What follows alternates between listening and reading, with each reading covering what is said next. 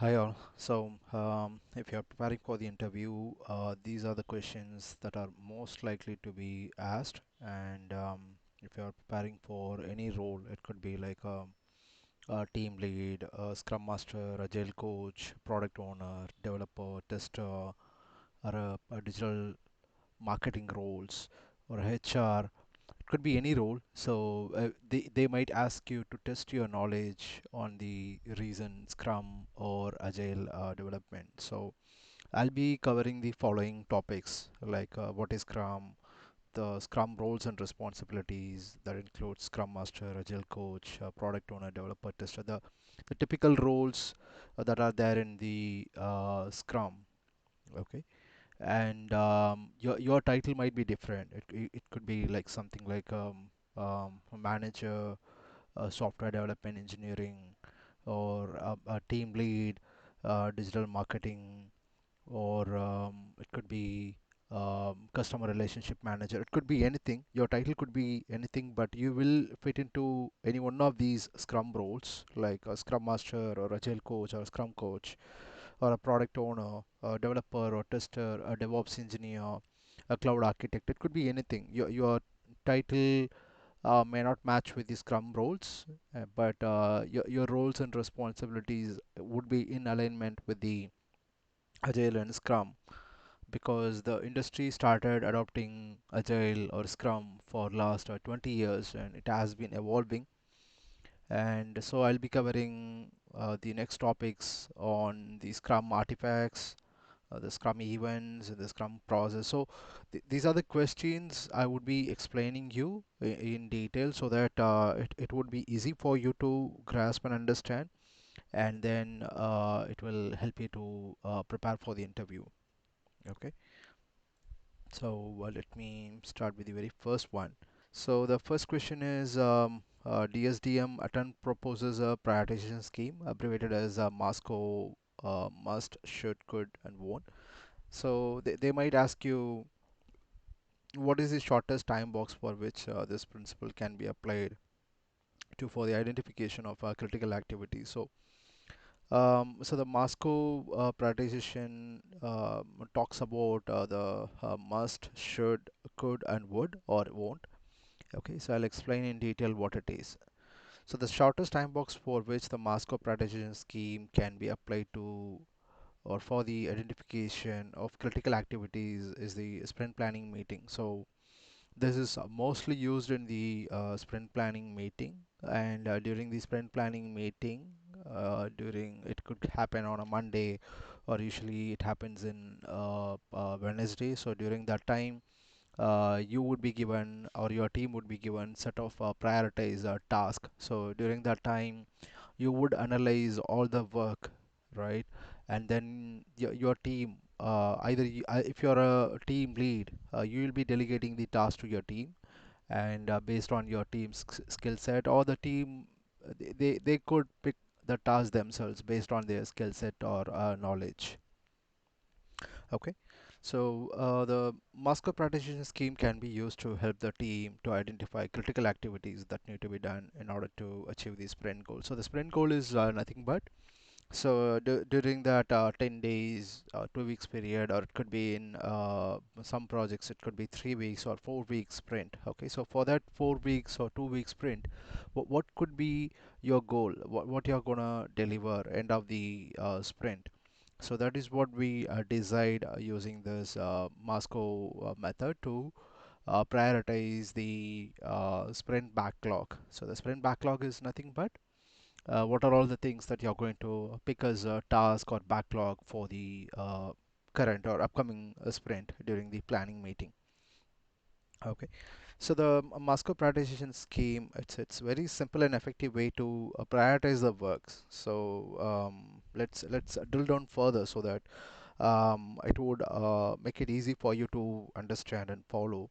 So it falls under these four categories. So the M on the Moscow stands for must.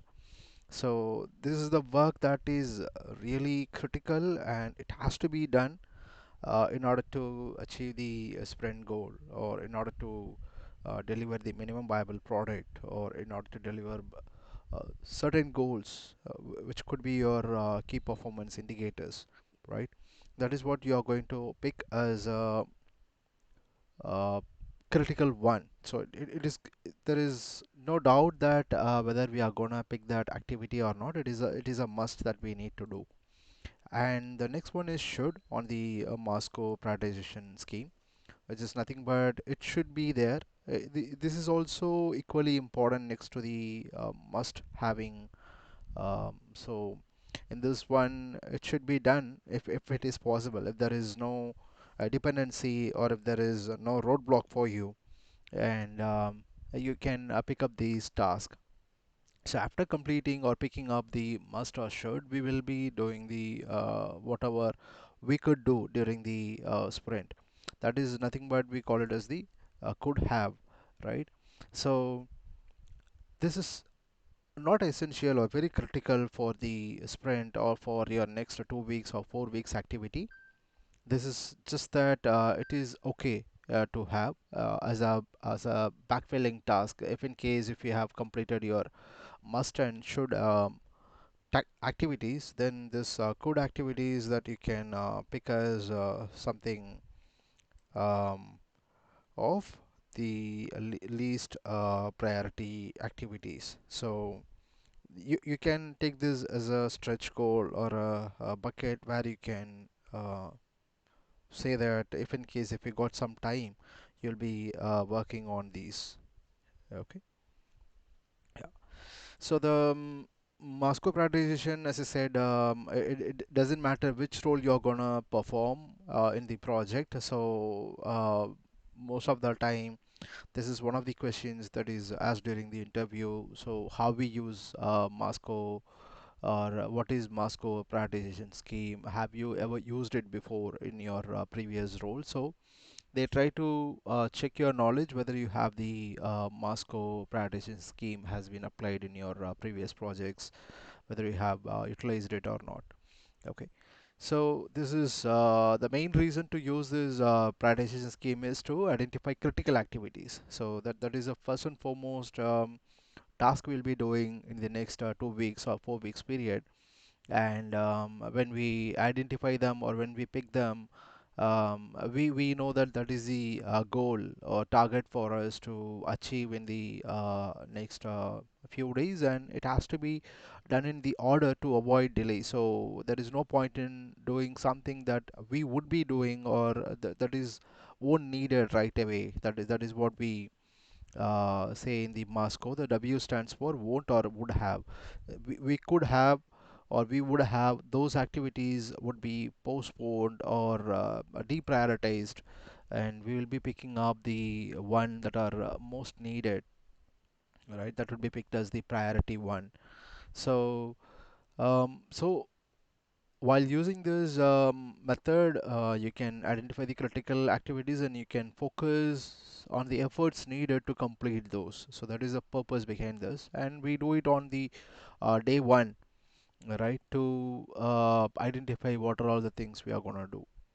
Okay. There are few more steps that the team can follow while applying this Moscow prioritization scheme. In the sprint planning meeting, before the sprint planning meeting, you can do a pre-planning meeting also, to if you already know this is what you would be doing in the next 2 weeks or 4 weeks period. These are the things that you can do during your pre-planning meeting or the planning meeting.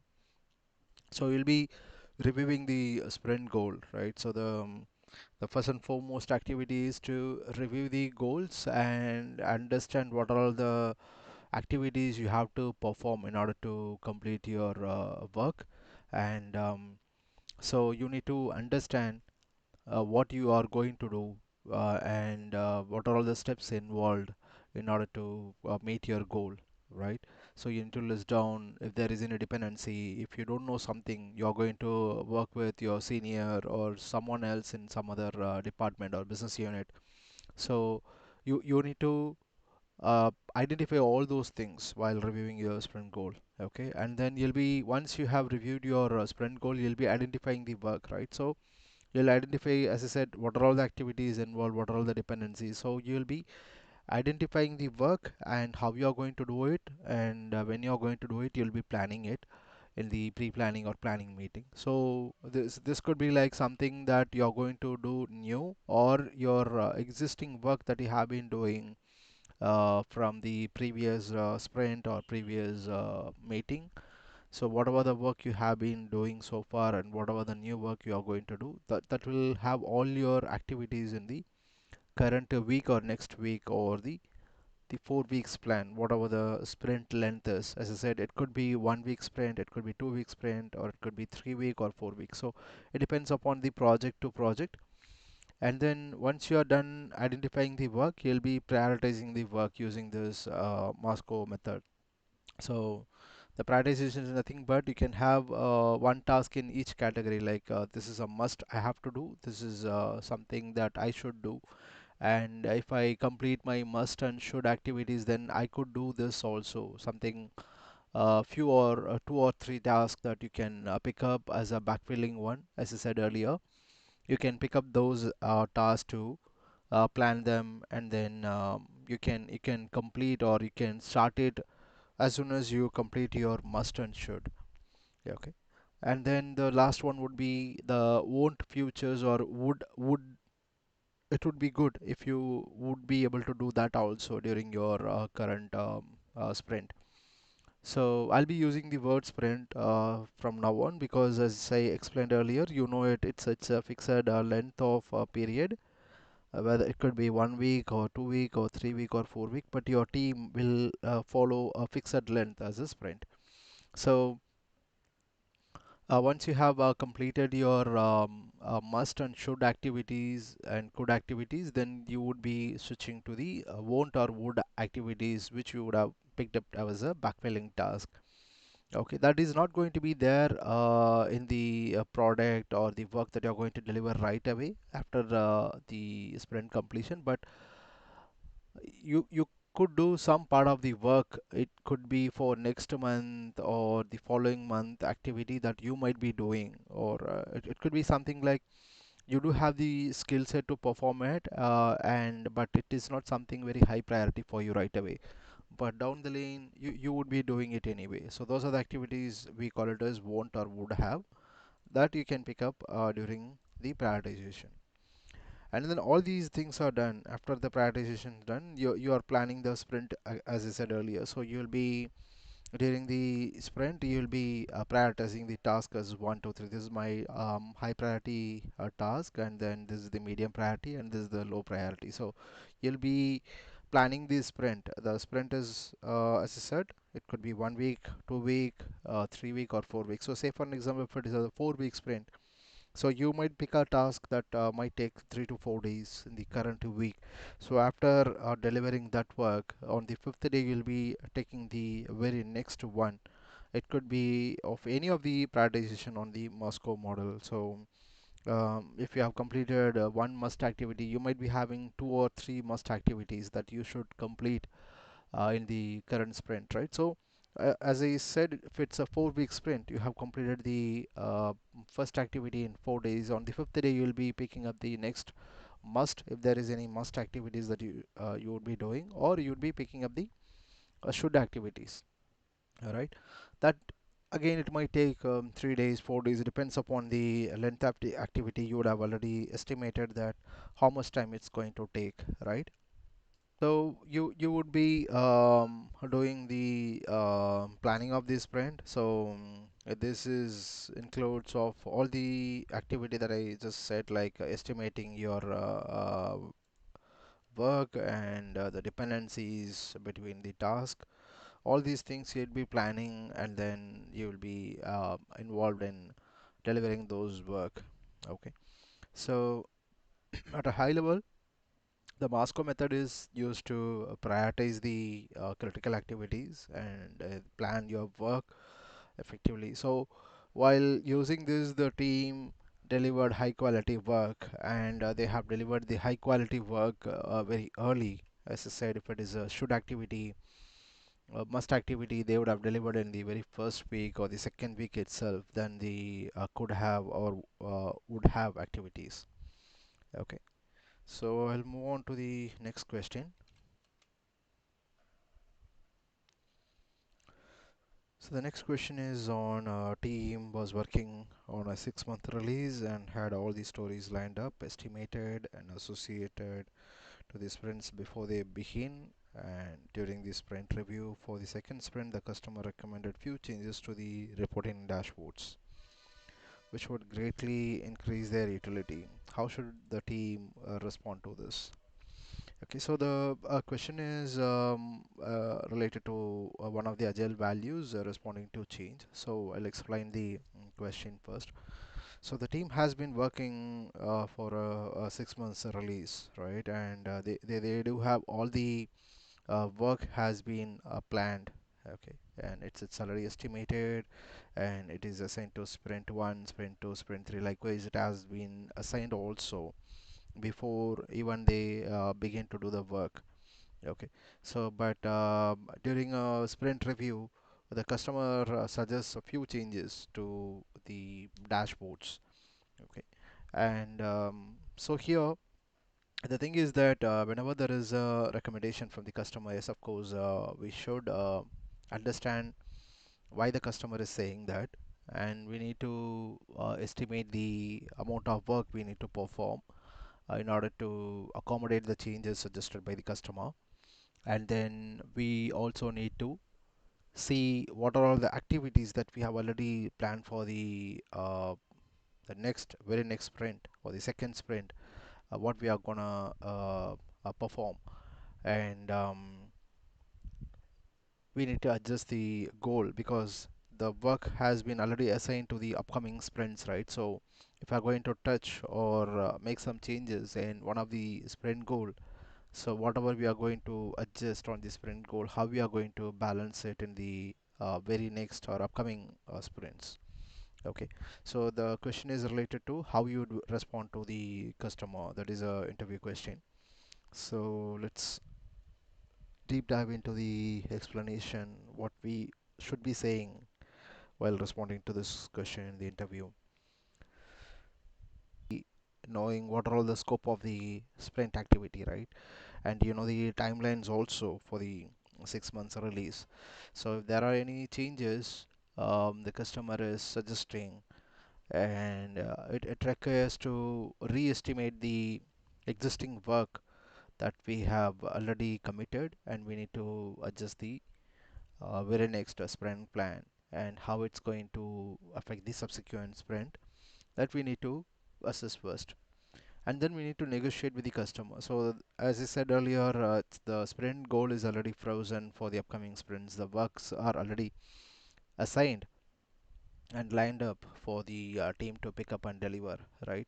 So now you need to negotiate with the customer to agree on the scope of changes and the impact on the timeline. Are we going to take some more time on top of the existing 6 months that is agreed, or we are going to push something out of this 6 month scope to accommodate the new changes that is given by the customer on the reporting dashboards, so that we can either reduce the amount of work in order to complete all the work within 6 months period, and or we can push something to be taken up later to the last month, if something if the team completes all the work well in advance by 5 months or 5.5 months, so the last 6 month we can take up the one that we don't need to do right away in the very first 6 months period, right? So that is something we need to negotiate with the customer. And replanning, so now we have identified the priority activities what we are gonna do, and we have already assessed the impact of the changes we are gonna perform, and we have already negotiated with the customer as well. Now we need to replan the work based on the suggestions inputs from the customer. So the changes to the reporting dashboards are significant because the customer is saying that if it is available, then the customer can make more revenue out of it. So we need to replan the project now, and it involves re-estimating the stories for the dashboard related changes and adjusting the sprint plans for the upcoming sprints. and communicating the changes back to the stakeholders. So when we say stakeholders, it's not just the customer, it's the other parties involved, like the infra support team, the marketing team, the sales team. We need to keep all of them informed. So we will be having a stakeholder reference document. So the stakeholders would be identified start of the project itself. So we'll be having the stakeholder list who are all needs to be informed about any changes. So the communication has to go to all those stakeholders in the agreed mode. It could be over a call or meeting, or it could be over email, or it could be part of the status reporting via PowerPoint presentations during a planned meeting in the upcoming days, or a weekly meeting. So the communication has to go. That is the work we have to do. And we can also reject the changes. It is not that we should always accept whatever has been proposed by the customer. So we can explain the importance of the other work that we are going to do apart from the changes that is proposed by the customer. So we need to see whether it is something really critical than the one we have already agreed for 6 months, and adjusting the scope or replanning the sprints. How is it going to make a change in the existing scope? That we need to see. So we need to explain to the customer, saying that yes, of course, accommodating the changes or improvements on the reporting dashboards will increase the utility for your application or product, but uh, adjusting these plan, whatever we have lined up for the upcoming sprints, will gradually reduce the return on investment, whatever you are going to do. So we need to explain that to the customer, and if it is something not of very critical, then it can be postponed to the last month, or sometime when we do have some bandwidth to accommodate, right? So we can explain that to the customer, or we can give some other options also to the customer.